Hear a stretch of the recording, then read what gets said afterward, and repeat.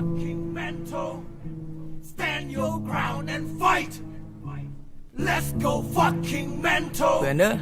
stand เอาคน your จนไม่ ground นั้น and fight ยังได้ใจกับปืน let's go ผมอยู่ไหน fucking mental เดี๋ยวผมไป stand your ground and fight let's go fucking mental stand your ground and fight ผ่านอะไรมามากมายเรื่องเราก็เหมือนเรื่องนายเมื่อไม่มีอาวุธข้างกายอย่าลืมว่าเรามันก็เพื่อนตายเกิดเป็นเสือลูกพ่อไม่เคยเลือกลายชาตินี้โชคดีได้มีเลือดชายรู้วันอะไรแต่ไม่เคยคิดแพ้สู้จนสุดท้ายนี่แหละมิตรแท้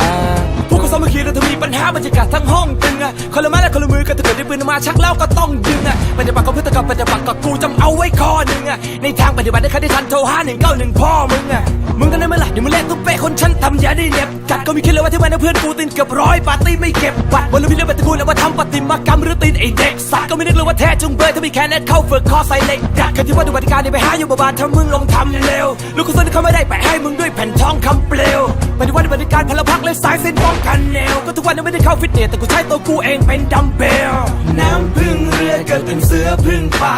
เมื่อกฎหมายไม่ได้อะไรขึ้นมาความยุติธรรมกูมีแต่เพื่อนพึ่งพา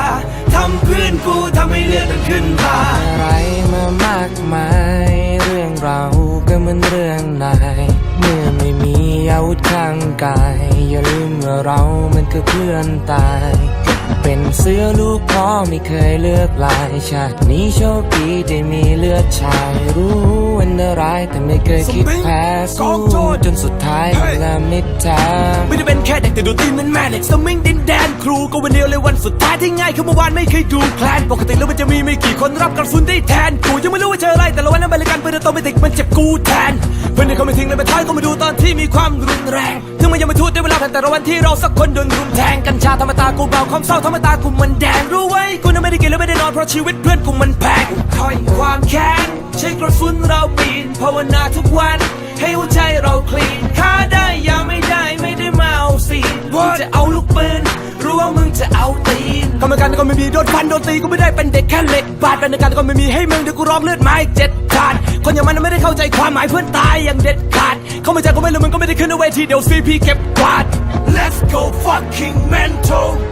stand your ground and fight ผ่านอะไรมามากมายเรื่องเราก็เหมือนเรื่องนายเมื่อไม่มีอาวุธข้างกายอย่าลืมว่าเรามันคือเพื่อนตาย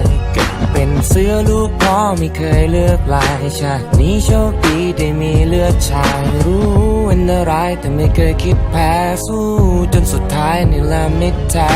สะเทินน้ำสะเทินบกเชิญธงขึ้นเสาชีวิตแม่งยากเหมือนแบกเรือยางขึ้นเขาไม่เคยเสียควันเพราะกูนักรบซอมเบ้สถานการณ์เลวร้ายกูชอบแถวหน้าจอมเท่